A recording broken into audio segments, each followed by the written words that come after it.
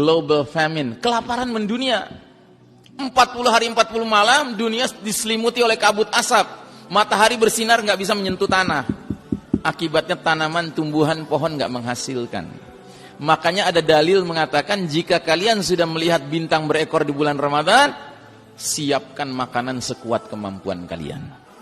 Jadi bintang berekor itu diantara dalilnya mengisyaratkan jatuhnya di bulan Ramadan.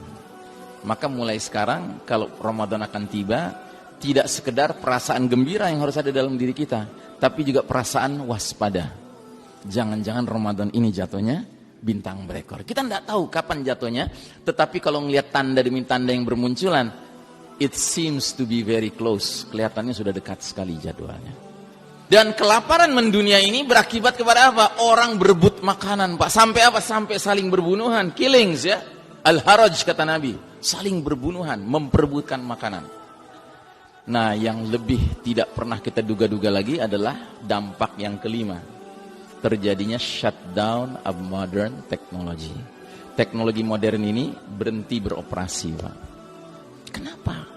Ya karena batu besar jatuh dengan kecepatan tinggi, bergesekan dengan udara, tentu menimbulkan induksi besar-besaran. Yang orang barat katakan akan terjadilah fenomena EMP, electromagnetic pulse. Ya, semua benda-benda kelistrikan macet, tidak bisa berguna lagi.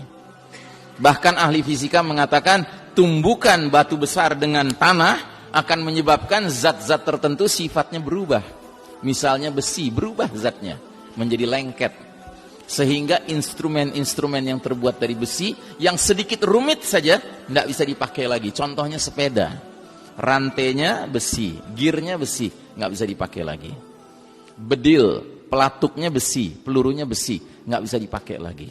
Dan ini yang dikatakan Nabi sampai 3 kalimat diulang-ulang dalam hadis riwayat Muslim, hadisnya sahih. Nabi bersabda, wa'udtum min haitsu bada'tum wa'udtum min haitsu bada'tum wa'udtum min haitsu bada'tum. Kalian akan kembali kepada kondisi seperti sedia kala. Kalian akan kembali kepada kondisi seperti sedia kala. Kalian akan kembali kepada kondisi seperti sedia kala. Sewaktu Nabi dahulu menyampaikan kepada para sahabat nggak ngerti.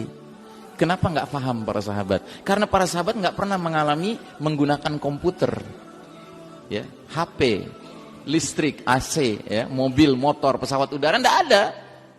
Tapi setelah hadis ini sampai ke zaman kita, kita pakai akal kita merenungkan apa ya maknanya ini. Oh, ini rupanya isyarat akan terjadinya kemacetan operasional teknologi canggih.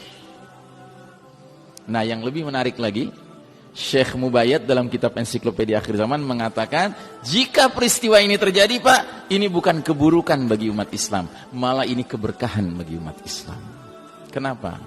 Karena begitu shutdown modern technology terjadi, dia terjadi di seluruh dunia, Pak. Akibatnya umat Islam bisa istirahat dari perlombaan mengejar ketertinggalan barat kafir di bidang teknologi. Sebuah perlombaan yang pada hakikatnya nggak akan pernah kita menangkan, Pak. Jadi dengan kata lain, kata Syekh Mubayyad, kalau ini sudah terjadi, kita dengan barat kafir menjadi setara lagi, Pak. Kita mulai dari 00 lagi, kayak ngisi bensin ya. Petugas bensinnya pasti bilang kan 00 ya, Pak. Gitu ya. Dengan syarat kita sudah latihan, sudah persiapan. Persiapannya apa? Sederhana. Hadis Nabi sudah kita dengar dari dulu, didiklah anak kalian memanah, berkuda dan berenang. Ya. Dan kita menafsirkan hadis ini harus apa adanya. Jangan sok modern menafsirkannya. Ustadz, itu bukan benar-benar memanah, Ustadz belajar nembak. Padahal nanti nggak bisa pakai bedil, Pak. Padahal nggak ada hadisnya yang menyebutkan nanti Al-Mahdi perangnya pakai AK-47, pakai M16, nggak ada cerita itu. Kembali kita menggunakan tombak, pedang, panah.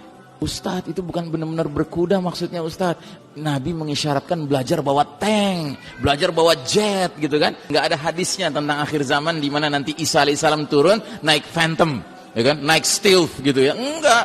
Tapi turun di antar malaikat. Jelas ya? Nah, jadi saudaraku rahimakumullah, dalam kondisi dunia yang begitu berbeda, hadirlah Al-Mahdi. Sementara bangsa-bangsa lain masih panik, masih bingung. Nah, makanya berdirinya khilafah ala minhajin nubuwah di Syam nanti dengan kehadiran Al-Mahdi dan orang-orang beriman yang benar-benar komit dengan Allah dan Rasulnya dan Al-Mahdi sebagai pemimpin yang berimannya, itu sederhana sekali insyaallah.